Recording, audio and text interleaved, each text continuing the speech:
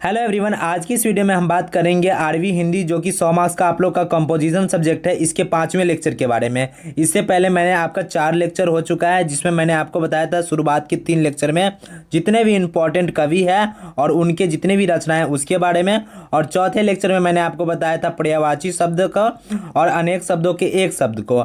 और इस 5वें लेक्चर में हम बात करेंगे इंपॉर्टेंट विलोम शब्द, और इसके बाद उसके बारे में बात करेंगे मुहावरे के बारे में। अब देखिए, आपके एग्ज़ाम में जितने भी विलोम शब्द आ सकते हैं 2023 के एग्ज़ाम में, उन सारे को इसमें इंक्लूड किया गया, और जितने भी मुहावरे इंपॉर्टेंट है जो सभी एग्ज़ाम में पूछे जाते हैं उनको भी इंक्लूड किया गया है। तो इसको आप 1 से 2 बार देखिएगा तो जनरली आपका याद हो जाएगा। और इसकी वेटेज की बात की जाए आपके एग्ज़ाम में, तो आपका इसका वेटेज जो है आपके एग्ज़ाम में 10 से 12 मार्क्स के पूछे जाते हैं, कभी कभी 8 मार्क्स का भी पूछा जाता है। तो दोनों को मिला के कम से कम आपका 8 से 10 मार्क्स व्याकरण का पूछा जाएगा इस पार्ट से।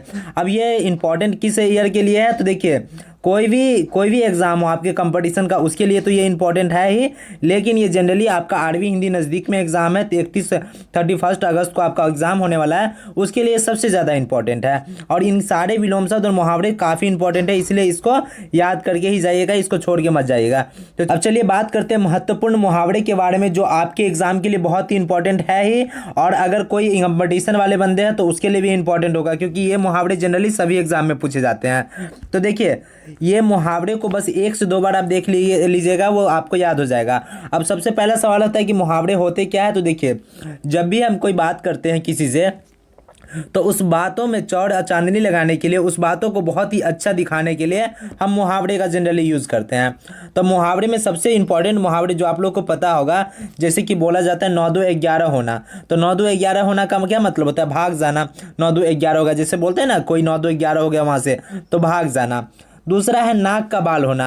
अब नाक का बाल होना का मतलब होता है प्रिय व्यक्ति होना, मतलब नाक और बाल साथ रहते हैं तो इसीलिए बोलता है प्रिय व्यक्ति होना। तीसरा है दूज का चांद होना। तो दूज का चांद मतलब बोलते हैं उसको कम दिखाई देता है ना, उसको बोलते हैं दूज का चांद होना। अब चौथा बात है जान हथेली पर रखना। अब देखिए, कोई इंसान जान हथेली पर रखता है मतलब वो प्राणों की परवाह नहीं ना करता है, मतलब वो अपना प्राण को एक तरह से दाव पे लगाता है, तो उसी को बोलते हैं जान हथेली पर रखना। जान हथेली पर रखना बहुत बार आप लोग सुने होंगे। अब आंखों का तारा बहुत प्यारा। बहुत प्यारा मतलब आंखों का तारा, जो बहुत प्यारा होता है उसे बोलते हैं आंखों का तारा, जिसको अपने पलकों में बिठा के रखते हैं, उसी को बोलते हैं आंखों का तारा होना।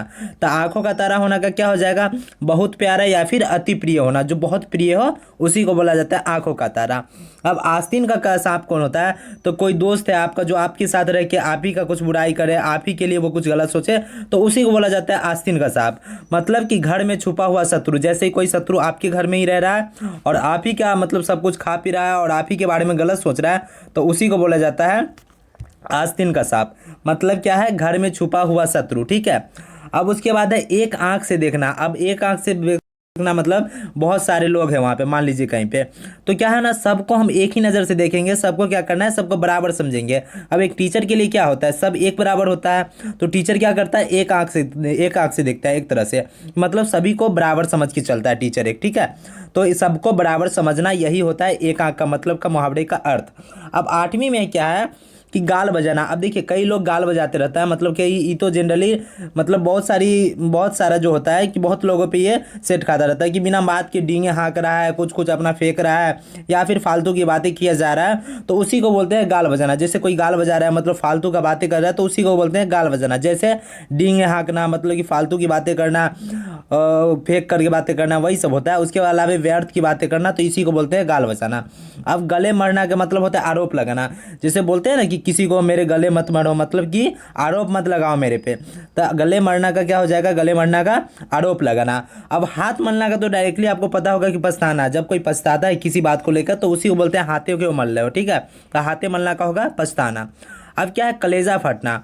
अब कलेजा फटना का क्या होगा कि जैसे ये सुनते होंगे किसी का कलेजा फट रहा है मुझे देख के, मतलब क्या है? ईर्ष्या हो रहा है उसको, तो इसी को बोलते हैं ईर्ष्या का मतलब जो उसको मेरे से जलन हो रही है, ईर्ष्या का मतलब जलन होना। तो ठीक है, कलेजा फटना का मतलब हो कि किसी को आपसे जलन होगा तो उसको ईर्ष्या होना, तो उसका कलेजा फटा, इसीलिए बोल रहा है कलेजा फटना का अर्थ क्या हो जाएगा, ईर्ष्या होना।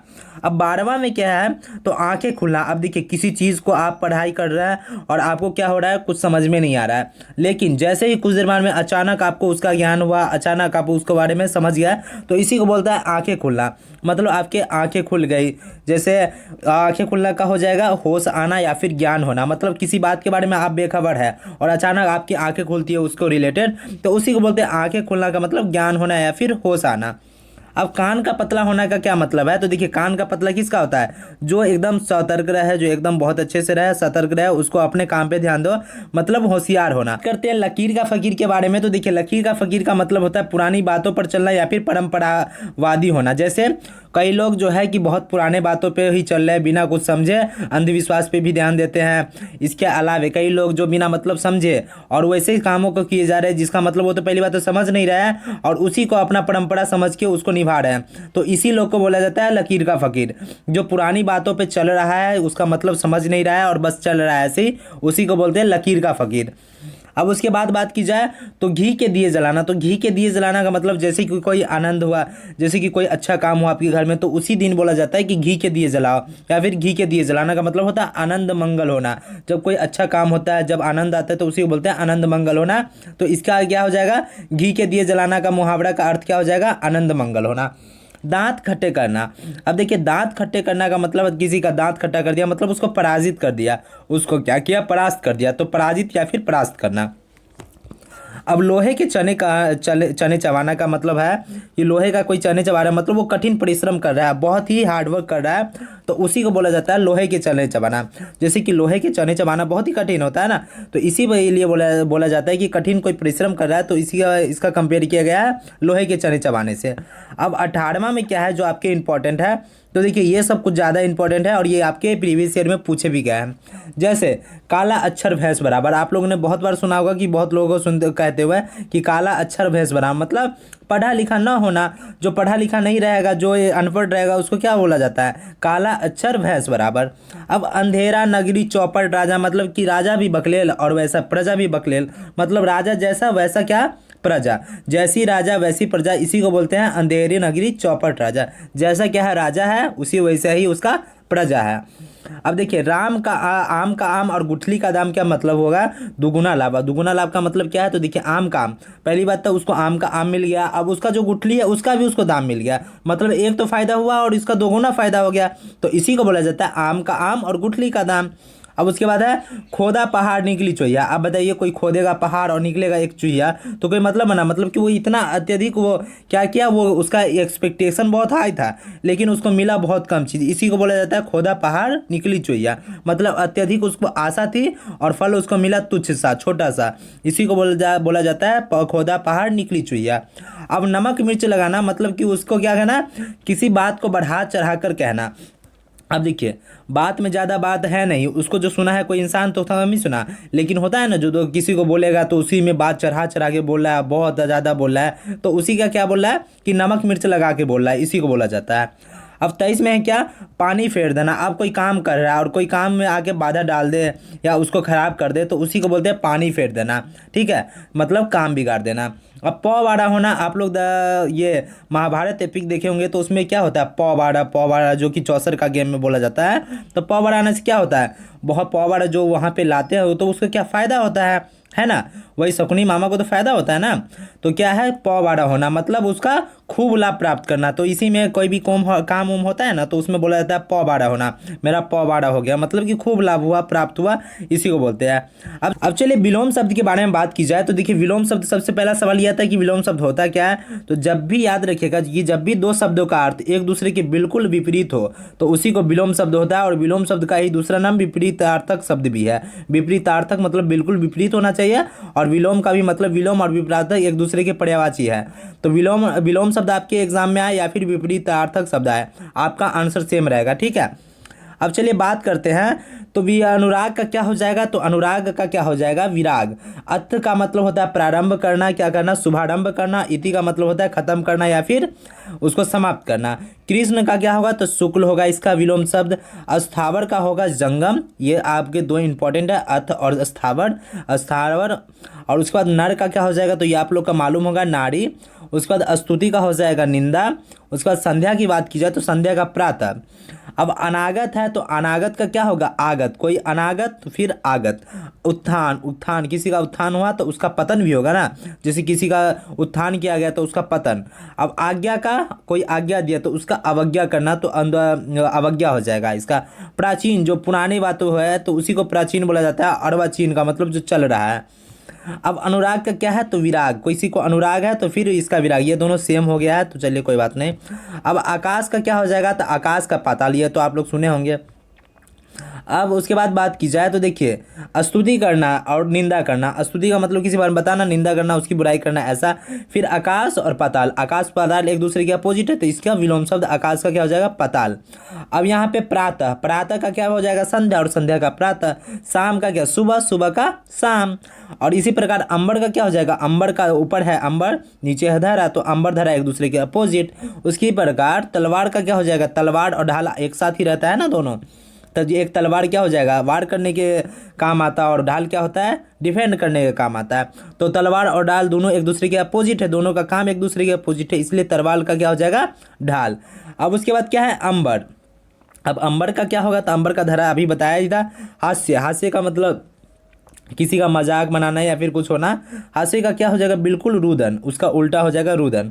अब आस्तिक का क्या होगा, जिसको, आस्तिक का मतलब है जिसको भगवान पे विश्वास होगा, और नास्तिक का मतलब है जिसको भगवान पे विश्वास नहीं है, जिसको गॉड पे विश्वास नहीं रहता उसी को बोला जाता है नास्तिक। जिसको बिलीव नहीं होता है गॉड पे उसको नास्तिक, और जिसको बिलीव होता है उसको आस्तिक। अब जैसे कि अपने लोग, हमको विश्वास है तो हमको आस्तिक बोलेंगे, और जिसको विश्वास नहीं है उसको नास्तिक बोलेंगे। अब नया का क्या हो जाएगा, कोई चीज़ नया है तो उसका अपोजिट क्या हो जाएगा, उसका विलोम क्या हो जाएगा, पुराना। अब उसके बाद क्या हो जाएगा, जन्म हुआ है तो किसी का मृत्यु भी होगा ना, तो इसका विलोम शब्द होगा जन्म का मृत्यु। अब क्या है, कायर, कायर का कायर जो मतलब कायर का क्या हो जाएगा, साहसी। जो साहसी पूर्ण हो उसको बोलेंगे साहसी, साहस। जिसके पास साहस उसको साहसी, और जिसके पास साहस नहीं हो उसको कायर। अब आय का क्या हो जाएगा, तो आय का मतलब होगा क्या, संपत्ति। उसी का पड़े विलोम शब्द की बात की जाए तो इसका हो जाएगा व्यय। अब पुरुष है तो उसका महिला होगा या फिर स्त्री होगा। कोई पुरुष है तो उसका विलोम शब्द क्या होगा, महिला या फिर स्त्री। अब रात है तो दिन होगा उसका उल्टा, ठीक है। अपोजिट उसका विपरीतार्थक कौन होगा, रात का दिन, ठीक है। विपरीतार्थक और विलोम में बहुत ही माइनर क्या होता है, डिफरेंस होता है, जिसको बाद में कभी चर्चा करेंगे। अब खरा है, यहाँ पे खारा नहीं है, याद रखिएगा, यहाँ पे खड़ा। तो खड़ा खोटा आप लोग हमेशा सुनते होंगे, खड़ा खोटा किसी को सुना है, तो खड़ा खोटा क्या होगा, एक दूसरे का विलोम शब्द है। अब यहाँ पे बात की जाए तो देखिए, अब बात करते हैं यहाँ पे रात का, तो रात का दिन अभी बताया था। इसके बाद चोर है तो पुलिस होगा उसका अपोजिट। चोर का क्या हो जाएगा, पुलिस उसका विलोम शब्द। अब सुमति का कुमति, सुमति का कुमति। लाभ का क्या हो जाएगा, लाभ है तो हानि होगा, तो लाभ का क्या हो जाएगा, विलोम शब्द हानि। आलिंगन का खोलना, आलिंगन का मतलब बंद करना, तो इसका खोलना। अब आशा क्या होगा, निराशा। किसी से आशा है और फिर उसी से आशा, अगर वो आशा पे खरा नहीं उतरा तो फिर निराशा मिलेगा, तो आशा का निराशा इसका विलोम शब्द हो जाएगा। अब आलोक का क्या होगा, आलोक का मतलब उजाला होता है या फिर रोशनी होती है, लेकिन आलोक का बिल्कुल विपरीत होगा अंधकार, ठीक है। अब यहाँ पे पुरस्कार, अगर किसी को पुरस्कार मिला तो पुरस्कार मिला तो वो उसके लिए पुरस्कार का बिल्कुल विलोम शब्द बात की जाए तो तिरस्कार होगा या फिर दंड होगा। किसी को दंड मिला तो उसी को पुरस्कार बाद में मिलता है, तो पुरस्कार का हो जाएगा तिरस्कार या फिर दंड। अब आकर्षण क्या होगा, आकर्षण का मतलब किसी को आकर्षित करना है। फिर आकर्षण का विपरीत शब्द या फिर उसके विलोम शब्द या फिर विपरीतार्थक की बात की जाए तो विकर्षण होगा। अब यहाँ पे राग का क्या हो जाएगा, तो राग का हो जाएगा, राग का विराग होगा या फिर द्वेष होगा। अब उन्नति की बात की जाए तो उन्नति का क्या होगा, तो अवनीति होगा। श्री गणेश का होगा तो देखिए, श्री गणेश का होगा श्री इति, श्री इति, ठीक है। यहाँ पे लिख लीजिएगा श्री इति, इसको श्री गणेश का क्या हो जाएगा विलोम शब्द? श्री इति। ठीक है, तो इसी के साथ आपके जितने भी इंपॉर्टेंट विलोम शब्द है और जितने भी आपके इंपॉर्टेंट मुहावरे थे वो खत्म होते। इसके बाद जो वीडियो आने वाली है वो आपके लिए बहुत ज़्यादा इंपॉर्टेंट होने वाला है। अब इसके बाद जो वीडियो आएगी तो देखिए वो वीडियो में क्या होगा, आपके जितने भी अनुवाद के क्वेश्चन होंगे वो होंगे, और जितने भी आपके इंपॉर्टेंट अर्थ वाले शब्द होंगे वो होंगे। और अब उसके बाद ये दोनों बहुत इंपॉर्टेंट है, और खासकर आपका पारिभाषिक शब्द और अनुवाद के क्वेश्चन बहुत ही एग्जाम में पूछे जाते हैं, तो उसको मैं करवा दूंगा, कम से कम 50 करवाएंगे, जिससे आपका सारा क्लियर हो जाएगा। ठीक है, तो इसी के साथ मस्त रहिए, व्यस्त रहिए, एग्जाम के लिए टेंशन मत लीजिए, क्योंकि इससे पूरा आपका कंप्लीट हो जाएगा। मस्त से पढ़ाई कीजिए आप लोग। मिलते हैं आपके नेक्स्ट वीडियो में।